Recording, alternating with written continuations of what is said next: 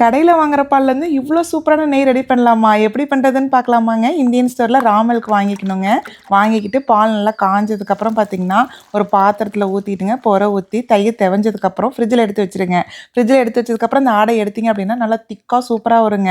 இந்த ஆடையை வந்து ஒரு கப்பில் ஸ்டோர் பண்ணி வச்சுட்டே வாங்க ஃப்ரிட்ஜில். ஓரளவுக்கு சேர்ந்ததுக்கப்புறம் மிக்ஸி ஜாரில் போட்டுட்டுங்க, நல்லா சில் வாட்டர் போட்டு 2, 3 டைம் பல்ஸ் பண்ணி அரைச்சிட்டே வந்தோம்னா, அருமையான வெண்ணெய் ரெடி ஆயிடுங்க. அப்பா இந்த வெண்ணெயை நீங்கள் சும்மா சாப்பிடவே அவ்வளோ சூப்பராக இருக்கும்.